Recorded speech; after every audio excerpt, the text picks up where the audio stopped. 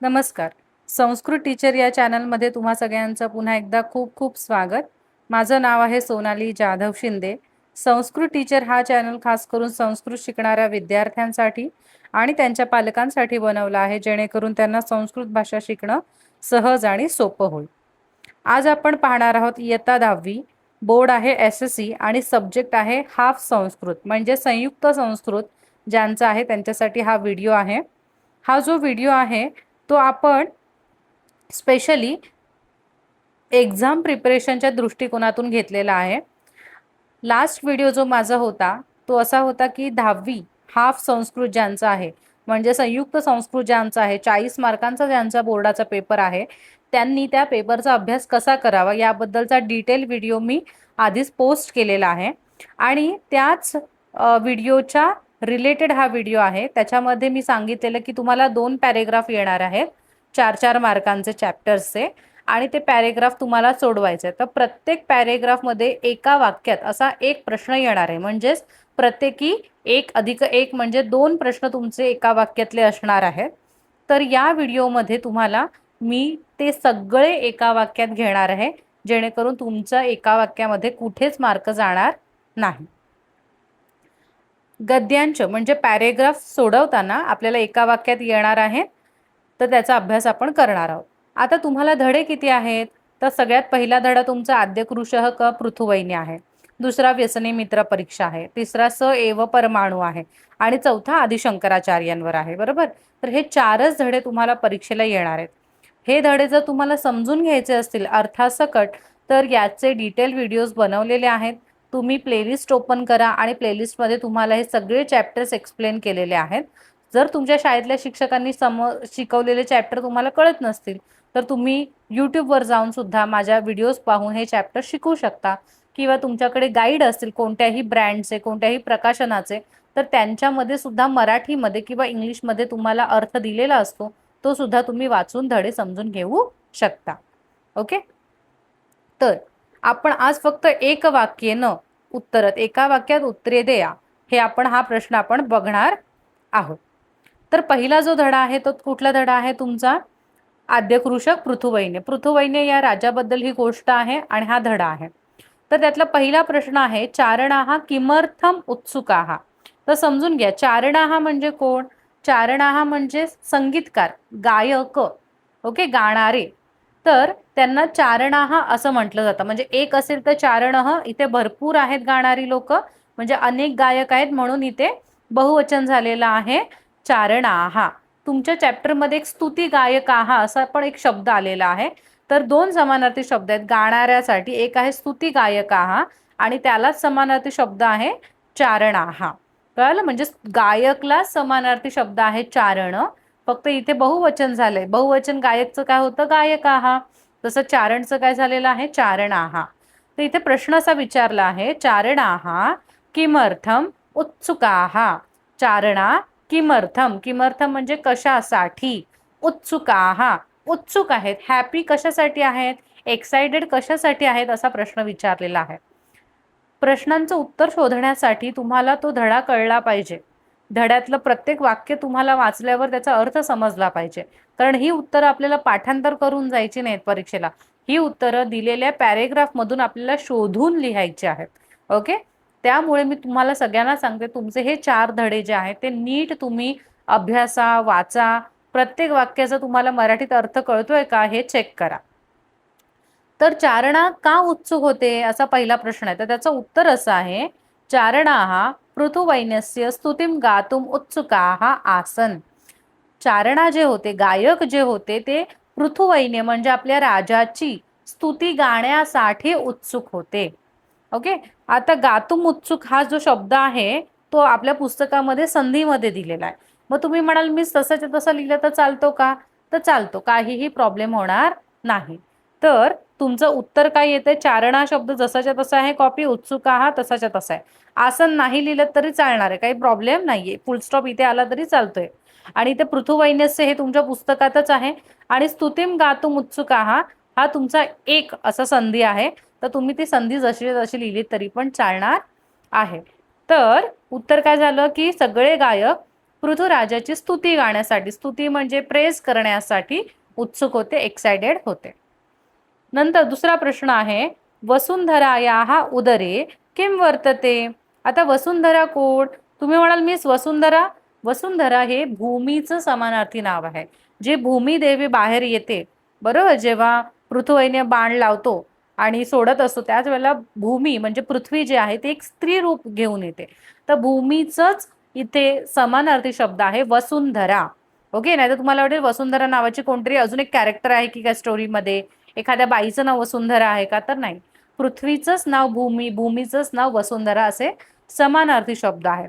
तर इथे सांगितलेलं आहे वसुंधरा याहा म्हणजे वसुंधरेच्या, उदरे, उदर म्हणजे पोट, पोटात, किम वर्तते काय आहे, तर वसुंधरेच्या पोटामध्ये धनधान्यादी सर्व वस्तू जातम वर्तते.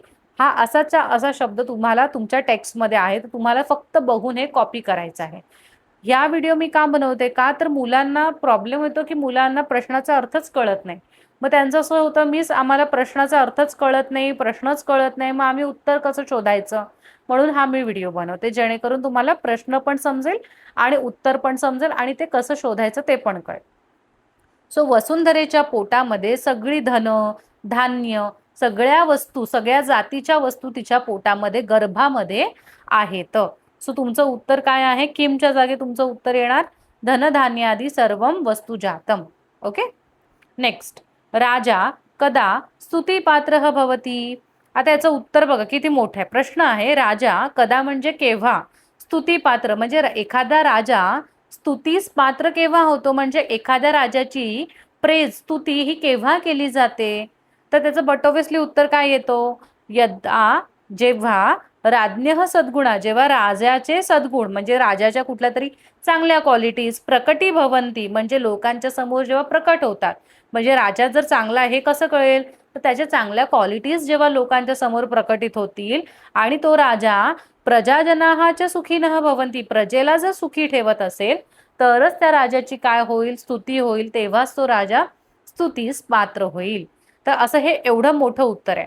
तर माझा असा अनुभव आहे, मी एवढे पेपर चेक केलेले आहेत किंवा एवढे क्वेश्चन पेपर बघितलेले आहेत, माझा असा अनुभव आहे की मुलांना ज्यांची उत्तरं खूप लांब लचक आहेत किंवा ज्यांचं उत्तर हे मुलांना मॉडिफाय करून स्वतः बनवावं लागतं, असे प्रश्न बोर्डात विचारले जात नाहीत. हे तुमच्या गाईडमध्ये वगैरे दिले जातील, पण हे प्रश्न राजा केव्हा स्तुतीस पात्र होईल याचं हे सगळं उत्तर मुलांना बनवावं लागतं, कारण हे असं उत्तर त्यांच्या पॅरेग्राफमध्ये नाही आहे. तर असे प्रश्न ज्यांची उत्तरं मोठी आहेत, ज्यांची उत्तर पॅरेग्राफच्या बाहेरून म्हणजे स्वतःहून बनवावी लागतात, असे प्रश्न परीक्षेला विचारले जात नाहीत. त्यामुळे हे तुम्ही नाही केले तरी चालणार आहे. फक्त हा होता म्हणून मी समजावून सांगितला प्रश्न, ठीक आहे. पण हा पाठ करण्याची काही गरज नाही किंवा उत्तर हे जर तुम्ही पुस्तकात शोधत बसलाल तर तुम्हाला मिळणार नाही, कारण हे पूर्णपणे बनवलेलं उत्तर आहे. नेक्स्ट, भ्रमण समये पृथुराजेन किम दृष्टम.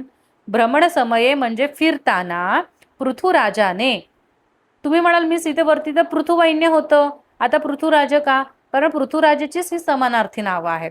कुठे कुठे त्याला पृथुवैन्य म्हटलेलं आहे, कुठे कुठे त्याला पृथुराजा म्हटलंय, कुठे कुठे पृथुराज म्हटलंय, सगळं चालणार आहे. ओके, सो भ्रमण समय, भ्रमण म्हणजे फिरताना, जेव्हा तो फिरत होता त्याच्या राज्यामध्ये तेव्हा पृथुराजाने किम दृष्टम, दृष्टम म्हणजे पाहिलं, काय पाहिलं त्याने. आता हे असंच्या असं उत्तर जे आहे ते आपल्या पुस्तकात आहे. सो हा प्रश्न तुम्हाला विचारला कन्फर्म जाणार परीक्षेला. तू म्हणाल मी याचं पण मोठं उत्तर आहे, हा नाही विचारला जाणार का, नाही. याचं उत्तर जरी मोठं असलं तरी हे असंच्या असं पुस्तकात छापून दिलेलं आहे, त्याच्यामुळे तुम्हाला ते कॉपी पेस्ट करायचंय, तुम्हाला इथे स्वतःहून काही उत्तर बनवावं लागत नाहीये. त्याच्यामुळे हा प्रश्न परीक्षेला हमखास विचारला जातो की पृथुराजा जेव्हा फिरायला निघाला तेव्हा त्याने काय पाहिलं. तर उत्तर आहे भ्रमण समये पृथुराजेन दृष्टम, म्हणजे भ्रमण समय हे किम काढून टाकले आणि हे एवढा पहिला प्रश्न लिहिलाय यत, आणि इथून त्याने उत्तर चालू केलंय, ते पाहिलं की, आपण मराठीत म्हणतो ना पृथुराजाने पाहिलं की, तर की म्हणजे यत असतो संस्कृतमध्ये, म्हणून यत लिहिलं. यत प्रजा अतीव कृशाः अशक्ताः च, हे वाक्य पुस्तकात आहे की त्याची जी प्रजा आहे, लोक आहेत, ते अतिशय कृश म्हणजे सुकडे झालेले आहेत आणि अशक्त म्हणजे वीक झालेत, म्हणजे लीन आणि वीक झालेले आहेत. त्याच्यानंतर पुढे कंटिन्यू अजून एक वाक्य आहे, तो अजून काय बघतो, ताहा प्रजा, ती जी प्रजा आहे ती निकृष्टान्नम, वाईट दर्जाचं सडलेलं अन्न, सुकलेलं अन्न खातीये आणि पशुवत जीवन तिच्या, आणि पशूंसारखं जगत आहे. हे सगळं त्याने भ्रमण करताना पाहिलेलं आहे. ओके, सो हे 4 प्रश्न तुम्हाला समजलेले आहेत. आपण पुढच्या प्रश्नाकडे जाऊया. कस्याः विषये पृथुवैन्यस्य निस्पृहता चारणैः ज्ञाता. कस्याः विषये, कस्याः म्हणजे कोणत्या विषयी, पृथुराजाची निस्पृहता. आता निस्पृहताच अर्थ कळत नाही. निस्पृहता म्हणजेच सेल्फलेसनेस, म्हणजेच सेल्फलेसनेस याचा अर्थ आता तुम्हाला म्हणजे कशाबद्दल ही लालच नसलेला माणूस. हे जे चारण होते त्यांना कसं कळालं की हा माणूस जो आहे तो लालची नाहीये. सोप्या शब्दात सांगते तुम्हाला की पृथुराजा हा एक लोभी राजा किंवा एक लालची राजा नाही आहे. हे चारणांना कसं कळलं, म्हणजे त्यांना कसं कळलं की तो निस्वार्थी आहे, त्याचा कुठलाही स्वार्थ नाही आहे. तर प्रशंसा विषय, कारण तुम्हाला माहिती, स्टोरी माहितीये की जेव्हा ते सगळे गायक राजाची स्तुती गायला सुरू करतात तेव्हा राजा त्यांना थांबवतो आणि काय म्हणतो राजा की अजून मी राजा झालो नाहीयेत, अजून माझे गुण तुम्हाला कळले नाहीयेत, तर तुम्ही माझी स्तुती करू नका, तुम्ही ईश्वराची स्तुती करा. म्हणजे या प्रशंसा विषयी जे काही त्यांचं कन्व्हर्सेशन झालं त्याच्यातून त्या चारणांना कळालं की हा किती चांगला राजा आहे, किती निस्वार्थी राजा आहे. सो कस्याहा विषये, तर इथे येणार प्रशंसा विषय. प्रशंसा विषयी जे काही झालं कन्व्हर्सेशन त्याच्यामुळे त्यांना समजलं की राजा निस्वार्थी आहे. नेक्स्ट, कह राज्ञे उचितम उपदेशम अयच्छत. कह म्हणजे कोण, राज्ञे म्हणजे राजाला, उचित उपदेश दिला. कोणी राजाला उचित उपदेश दिला होता. तुम्ही म्हणाल मी सीधे राजा नाही, शब्द राज्ञ आहे, तर राजाचा ओरिजिनल टेबल राजन आहे, त्याच्यामध्ये राज्ञे ही विभक्ती येते बघत. ओके, सो इथे राज्ञे ही विभक्ती वापरलेली आहे. राज्ञे म्हणजेच राजाला. कोणी राजाला उचित उपदेश दिला, तर पुरोहिताने, जो तिकडचा ब्राह्मण होता त्याने सांगितलं ना की हे सगळं पृथ्वीच्या पोटात लपलेलं आहे, तू तुझा बाण काढ, युद्ध कर आणि सगळं मिळव. हा पुरोहित म्हणतो, म्हणून कहच्या जागी उत्तर काय येणार, पुरोहित. आणि बाकी वाक्य ॲज इट इज आपण कॉपी पेस्ट करतो. ओके, लक्षात ठेवा, जेव्हा तुम्हाला पूर्ण वाक्यात प्रश्न विचारला जातो तेव्हा तुम्हाला आन्सर पूर्ण वाक्यातच लिहायचं आहे. तुम्ही म्हणाल मी फक्त पुरोहित लिहून येतो मिस, फुल स्टॉप देतो, चालणार नाही, मार्क मिळणार नाही, 0 मार्क मिळणार. कळलं? नेक्स्ट, पृथुवैन्यम किमर्थम भ्रमणम कृतवान. पृथुवैन्य का बरं फिरत होता, हे सुद्धा असे प्रश्न पण विचारला जाणार नाही. कारण पृथुवैन्य का फिरत होता याचं उत्तर तुम्हाला बनवावं लागणार आहे की प्रजाजनांचं जीवन कसं होतं ते पाहण्यासाठी तो फिरत होता. मराठीत बोलणं खूप सोपं आहे, पण हे जर संस्कृतमध्ये लिहायचं झालं तर तुम्हाला सगळ्या विभक्ती, सगळं फॉर्मेशन करावं लागतं. म्हणून असे प्रश्न परीक्षेला विचारले जात नाही ज्यांची उत्तरं ही पॅरेग्राफमध्ये दिलेली आहेत. मुलांना बनवायला त्रास होईल असं कुठलाही प्रश्न परीक्षेत विचारला जात नाही, कारण संस्कृत ही त्यांची रेग्युलर लँग्वेज नाही आहे. ओके, सो उत्तर आहे प्रजाजनानाम जीवनम, प्रजेचे जीवन कीदृशम वर्तते, कसं आहे, तर द्रष्टुम, ते पाहण्यासाठी पृथुराजा फिरायला गेला होता. आणि प्रत्येक चॅप्टरमध्ये 4 चॅप्टर्स आहेत तुम्हाला, मी जसं पहिलं सांगितलं, प्रत्येक चॅप्टरमध्ये हा प्रश्न हमखास असतो. एषः गद्यांच्या कस्मात पाठात उद्धृतः, म्हणजे हा जो पॅरेग्राफ तुम्हाला दिलेला आहे तो कोणत्या धड्यातून आलेला आहे, घेतलेला आहे. उद्धृतः म्हणजे घेतलेला आहे. तर प्रत्येक धड्याचं नाव तुम्हाला लिहून प्रॅक्टिस करायचं आहे. अजिबात ओव्हर कॉन्फिडंट इथे राहायचं नाहीये की नाही मला तर येणार, काय लिहून बघायचं. परीक्षेला तुम्ही धड्याचं नाव चुकीचं लिहून येता. स एव परमाणूचा उकारच चुकवता. आद्य कृषक पृथुवैन्याला विसर्गच देत नाही. आदि शंकराचार्याच्या मध्ये दीची वेलांटीत चुकवता. सो अशा अनेक चुका होतात. म्हणून सांगते की आदि शंकराचार्यामध्ये शंभर टिंब देऊन येतात जिथे अनुनासिक हवंय. So multiple mistakes are there. त्याच्यामुळे सगळ्या 4ही धड्यांची नावं लिहून प्रॅक्टिस करा. आता हा पॅरेग्राफ जो आहे, जसं की हे क्वेश्चन हे आद्य कृषक मधले आहेत, म्हणून तुम्ही काय करणार, कस्मातच्या जागी काय करणार आहात फक्त. ओके, कस्मातच्या जागी तुम्ही काय करणार आहात, धड्याचं नाव लिहिणार आहे सिंगल इन्व्हर्टेड कॉमा मध्ये, आणि बाकी आहे तसंच. इति आणि एतस्मात लिहिण्याची काहीही गरज नाही. एषः गद्यांश आद्य कृषक पृथुवैन्य पाठात उद्धृत, दॅट इट्स इनफ. ओके. आद्यकृषकचा पुढचा पॅरेग्राफ आहे. स्त्री रूपम धृत्वा पृथुरूपस्य पुरतः का प्रकटिता अभवत. स्त्री रूप घेऊन पृथुराजाच्या समोर कोण प्रकटित झाले. ओके. धृत्वा म्हणजे घेऊन, स्त्री रूप घेऊन पृथुराजाच्या पुरतः म्हणजे पुढे, का म्हणजे मराठीतला का नाही आहे इथे, का म्हणजे कोण, कारण स्त्री आहे, भूमी स्त्रीलिंग आहे, म्हणून कहने प्रश्न नाही विचारणार, काने प्रश्न विचारणार. सो स्त्री रूप घेऊन पृथुराजाच्या पुढे कोण प्रकटित झाली, तर भूमी प्रकटित झाली. म्हणून हा का जो आहे ना तुमचा, तिथे तुमचं उत्तर काय आलं पाहिजे, भूमी. ही तुम्ही म्हणाल मी सध्या ह्या लोकांनी भूमी पहिलं लिहिलं, तर मी तुम्हाला असं ऍडवाइस करेन की तुम्ही कधीही क्वेश्चनचा फॉर्मॅट चेंज करू नका. असंच्या असं सेम कॉपी करा, फक्त काच्या जागी भूमीला ऍड करा, जेणेकरून तुमचं उलट सुलट काही होणार नाही आणि कन्फ्युजन पण होणार नाही. सो तुमचं उत्तर मी कसं लिहायला सांगते, तुम्ही असं लिहा, स्त्री रूपम धृत्वा पृथुरूपस्य पुरतः भूमी ही प्रकटिता अभवत. असं करून तुम्ही तुमचं उत्तर लिहा. हे सगळ्यात सोपं आहे. नेक्स्ट, कह राजधर्मस्य पालनम न अकरोत. कोण आहे जो राजधर्माचं पालन करत नव्हता, तर पृथून रूपाचे जे वडील होते वेन राजा, तो करत नव्हता. मग इथे त्यांनी डिटेलमध्ये आपल्याला लिहायचे, पृथुवैन्यस्य पिता वेनराजः.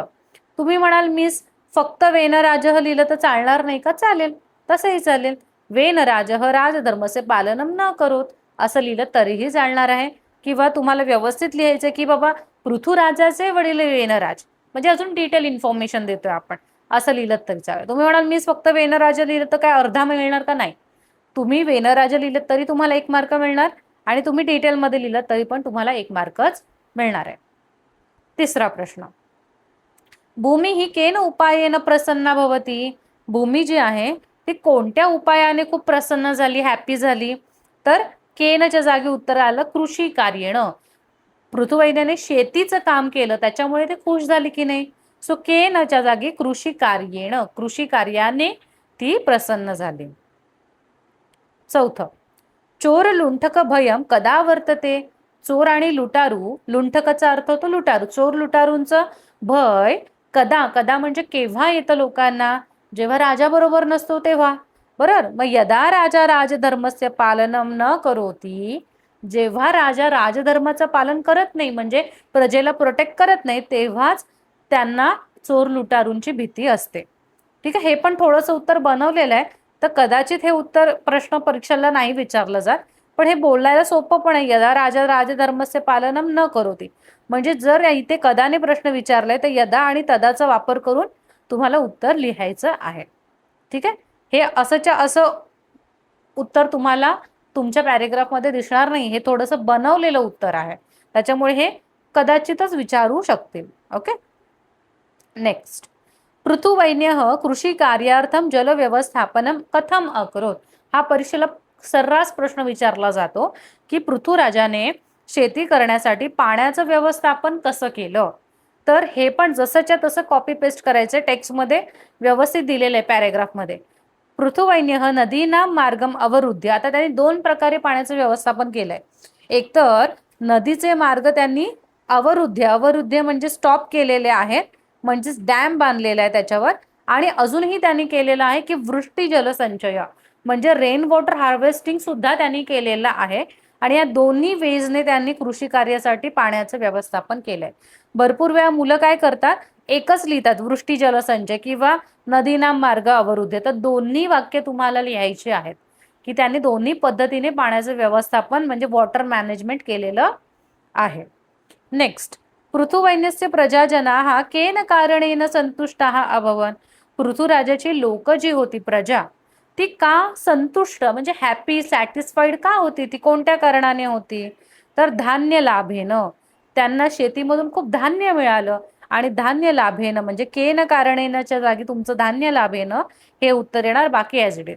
सो धान्य लाभ झाल्यामुळे ते संतुष्ट झाले. ओके. सो पहिल्या धड्याचे प्रश्न उत्तर इथे झालेले आहेत. आता आपण जातोय दुसऱ्या धड्याकडे.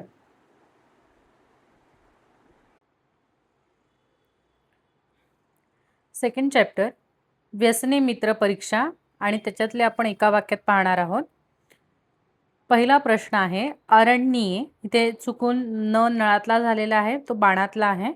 ठीक आहे, इकडे ते अरण्ये असं आहे. अरण्ये कौ निवसतः स्म. अरण्यात म्हणजे जंगलात. कौचा अर्थ कोण, पण इथे दोन उत्तर अपेक्षित आहेत कारण औची मात्रा आहे, द्विवचनम आहे.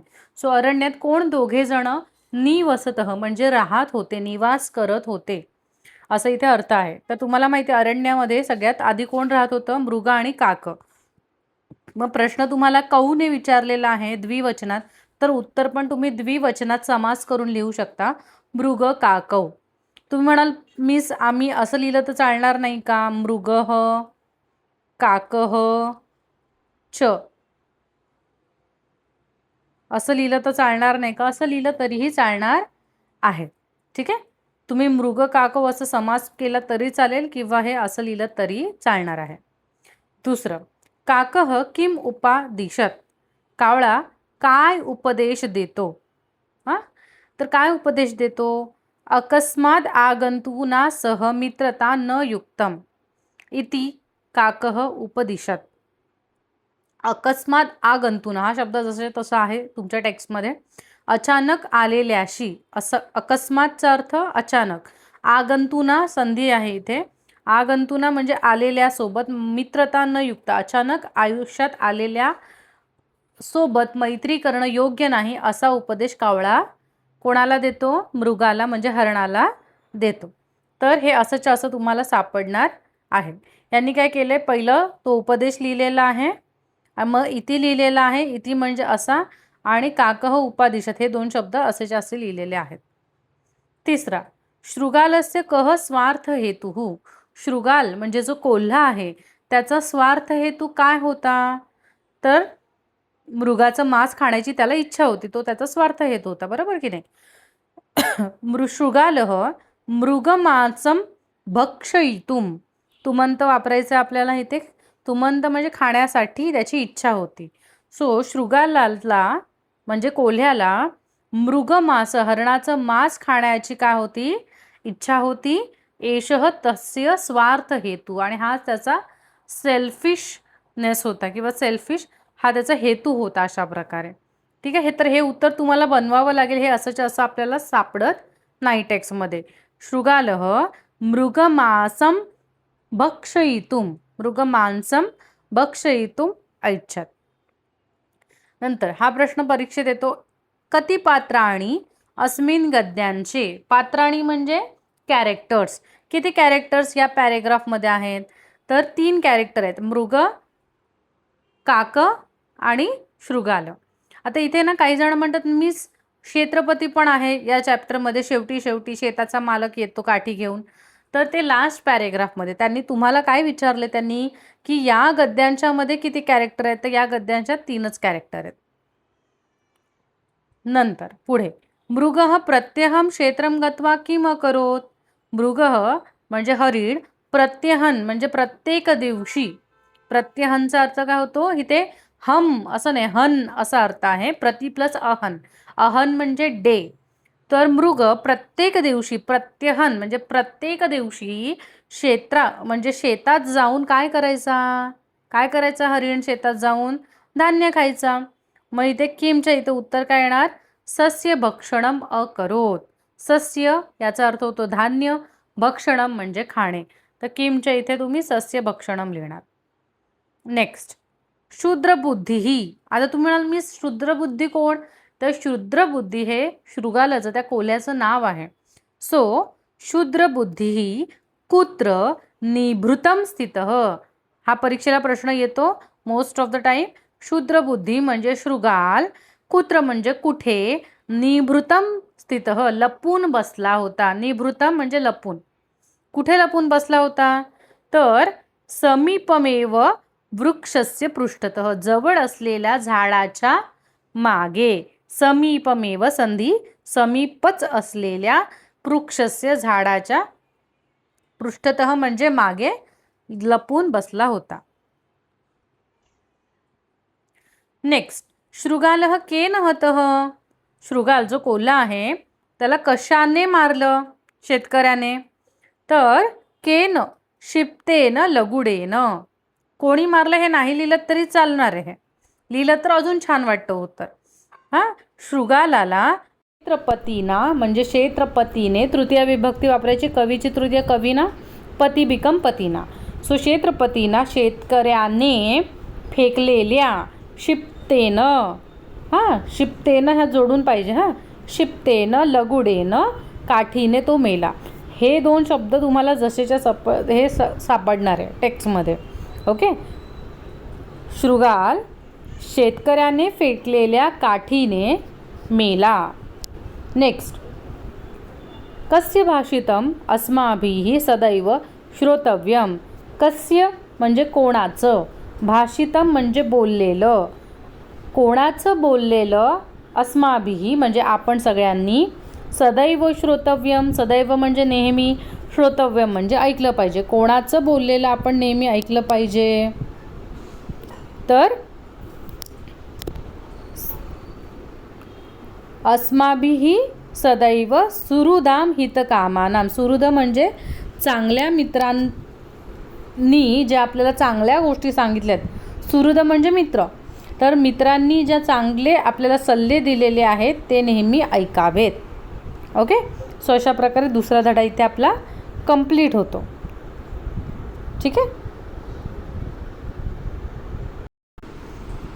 आता नेक्स्ट चॅप्टर जो आहे तो आहे स एव परमाणू. ओके, अर्णवः पाकगृहात किम आनयति. अर्णव जो आहे तो पाकगृहातून काय आणतो असं इथे प्रश्न आहे. तर अर्णव पाकगृहातून तांदूळ आणतो, म्हणून किमच्या जागी उत्तर काय येणार, तंडुलान आनयति. नेक्स्ट, अर्णव किम दृष्ट्वा चकितः. अर्णव काय पाहून चकित होतो, परागकणांची रचना म्हणजे जे पॉलन ग्रेन्स आहेत फ्लावर्समधले, जपाकुसुमम बरं, हिबिस्कस फ्लावरमधले जे पॉलन ग्रेन्स आहेत ते बघून तो आश्चर्यचकित होतो, बरोबर की नाही, अमेज होतो. तो इथे तेच विचारलं आहे. अर्णवः किमच्या जागी येणार परागकणानां रचना सूक्ष्मे शिकया दृष्ट्वा. म्हणजे पॉलन ग्रेन्स कुठून बघून तो आश्चर्यचकित झाला, तर त्या मायक्रोस्कोपमधून बघून तो आश्चर्यचकित झाला. सॉरी. सो तुम्हाला असं लिहायचं आहे की परागकणानां रचना, फक्त परागांची रचना बघून तो आश्चर्यचकित झाला असं लिहिलं तर मार्क मिळणार नाहीत. त्याने ते मायक्रोस्कोपने पाहिलेत म्हणून त्याला ते खूप अमेज वाटते. म्हणून तुम्हाला काय लिहायचं आहे, परागकणानां रचना सूक्ष्म मेक्षिकया दृष्ट्वा चकितः. नेक्स्ट, एतद् विश्वम केभ्यः निर्मितम. हे विश्व जे आहे, जग जे आहे ते कसं बनलं आहे, कसं निर्माण झालेलं आहे, तर परमाणुभ्यः, मॉलिक्युलर्स आहेत जे ॲटम्स आहेत त्याच्याने हे बनलेलं आहे. सो परमाणुभ्यः ॲटम्सने बनलेला आहे. आणि हा जो पॅरेग्राफ आहे तो कुठल्या चॅप्टरमधून घेतला आहे, जसं मी आधी पण मेन्शन केलं की हा प्रश्न सगळ्या चॅप्टर्समध्ये असू शकतो. सो धड्याचं नाव पाठ करायचं आहे. कसमातच्या जागी चॅप्टरचं नाव येणार, इथे लिहिलं तरी चालेल, नाही लिहिलं तरी चालणार आहे. नंतर पुढचा प्रश्न, कह परमाणू. परमाणू म्हणजे नक्की काय, तर हे जसंच्या तसं वाक्य तुमच्या पॅरेग्राफमध्ये ते कॉपी पेस्ट करायचं आहे. यस्मात सूक्ष्मतरम भागम प्राप्तुम न शक्यते. ज्यापासून, यस्मात म्हणजे ज्यापासून, सूक्ष्मतर लहानातला लहान भागसुद्धा तुम्ही प्राप्त करू शकत नाही, मिळवू शकत नाही, त्याला परमाणू म्हणतात. ओके, हे कॉपी पेस्टच आहे पॅरेग्राफमधून. नंतर परमाणू सिद्धांत केन महर्षीणा कथितः. परमाणूचा हा जो सिद्धांत आहे, थिअरी ऑफ ॲटम्स, हे कोणी सांगितलं, कोणत्या महर्षीने सांगितलं, तर केनच्या जागी येणार आहे कणाद महर्षिणा.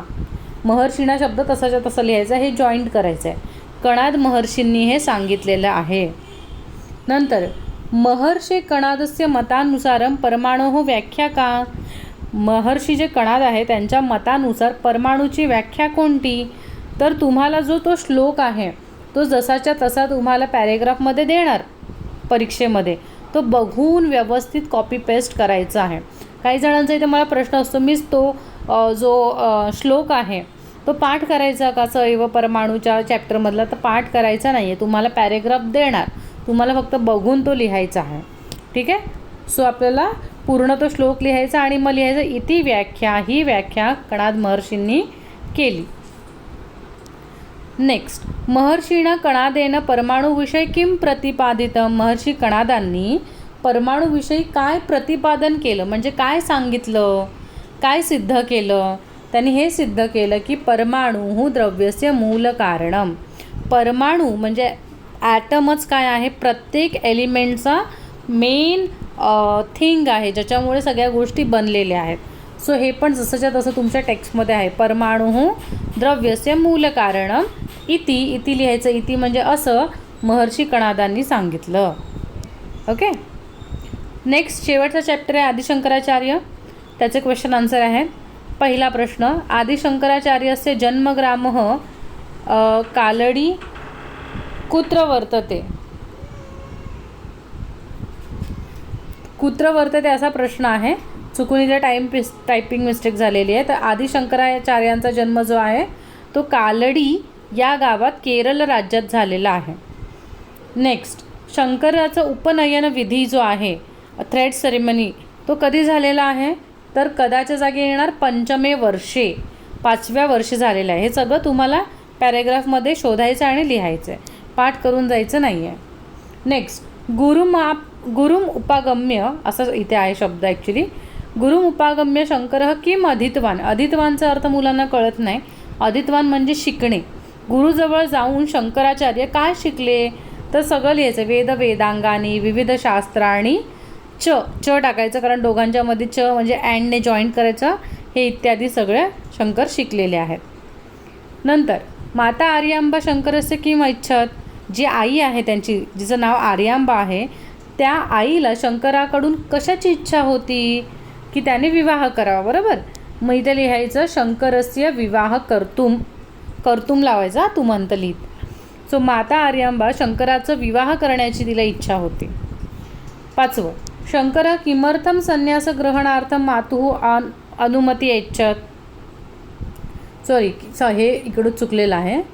शंकर कशासाठी आईची अनुमती मागत होता, संन्यास ग्रहणार्थम, संन्यास घेण्यासाठी आईची अनुमती म्हणजे परमिशन मागत होता. नेक्स्ट, एष गद्यांच्या परत तोच आहे. आदिशंकराचार्य विसर्ग द्यायचे, शंकरचा शंकर असंच लिहायचं आहे. ओके. शंकर किमर्थम आगृष. शंकर जे होते ते का ओरडत होते, कारण शंकरस्य पादम, शंकराचा एक पाय अगृह्णात नकराने म्हणजेच मगराने, अगृह्णात म्हणजे पकडला होता. अतःचा अर्थ होतो म्हणून, सह आकृषत, अतः तुम्हाला टाकावं लागणार स्वतःला. नेक्स्ट, शंकर मात्रे किम प्रतिश्रुत्य गृहात निर्गच्छत. शंकर आईला, प्रतिश्रुत्य म्हणजे सांगणे, शंकर आईला काय सांगून घरातून निघून गेला, तर त्यांचा जो डायलॉग आहे सिंगल इन्व्हर्टेड कॉमामध्ये तो तसाच्या तसा लिहायचा की यदा त्वं स्मरिष्यसी, जेव्हा तुला माझी आठवण येईल, जेव्हा तू माझं स्मरण करशील, तदा एव तत् समीपम आगमिष्यामि, त्या क्षणी मी तुझ्या जवळ येईल, असा शब्द देऊन, असं सांगून, इति मात्रे प्रतिश्रुत्य, हे बघा हेच प्रश्नच लिहायचं, असं आईला सांगून शंकरः गृहात निर्गच्छ, शंकर गृहघरातून निघून गेले. शंकरः कस्य शिष्य अभवत. शंकर कोणाचे शिष्य होते, गोविंद भगवत पादानां शिष्य अभवत. हे पण जसंच्या तसं कॉपी करायचं आपल्याला टेक्स्टमधून. शंकरः संन्यास दीक्षां गृहीत्वा. शंकरांनी संन्यासाचं पूर्ण एज्युकेशन म्हणजे दीक्षा घेऊन ते कुठे गेले असा प्रश्न आहे. कुत्र किम अकरोत असा प्रश्न आहे तो. त्यांनी काय केलं, तर त्यांनी वैदिक जाया, इथे जरा स्पेलिंग मिस्टेक आहे, वैदिक धर्मस्य पुनरुज्जीवनार्थम भारत भ्रमणम अकरोत. त्यांनी वैदिक धर्म जो आहे, जो आपला जुना संस्कृतचा काळ आहे, ते पुन्हा जपण्यासाठी, जीवन करण्यासाठी ते पूर्ण भारत भ्रमण त्यांनी केलं. हे पण तुमच्या टेक्स्टमध्ये पॅरेग्राफमध्ये ॲज इट इज उचलून तुम्हाला लिहायचं आहे. आणि शंकरः मात्रे किम अवबोधयत. शंकर जो आहे, शंकराचार्य, त्यांनी आईला कशाचा बोध दिला, कशाची शिकवण दिली, की त्यांनी संन्यासाचं महत्त्व आईला समजावून सांगितलं, संन्यासाचं महत्त्व. सो अशा प्रकारे सगळे एका वाक्यात जे आहेत हाफ संस्कृतवाल्यांचे ते या व्हिडिओमध्ये कवर झालेले आहेत. आय होप तुम्हाला याची मदत होईल एक्झामला प्रिपरेशन करताना. आणि जर तुम्हाला अजून काही प्रश्न असतील तर तुम्ही मला, हा माझा मेल ID आहे, मला मेल करू शकता आणि मला गाईड करू शकता. जर व्हिडिओ आवडली असेल तर सगळ्यांनी आठवणीने व्हिडिओला लाईक करायचं आहे. चॅनलला सबस्क्राईब केलं नसेल चॅनलला सबस्क्राईब करा. आपल्याला पटापट आता 1 लाख आपले सदस्य वाढवायचे आहेत. आणि व्हिडिओ शेअर करा सगळ्या हाफ संस्कृतच्या विद्यार्थ्यांसाठी, जेणेकरून त्यांना फायदा होईल. आणि थँक्यू सो मच. भेटूया नवीन व्हिडिओसोबत. तोपर्यंत धन्यवाद.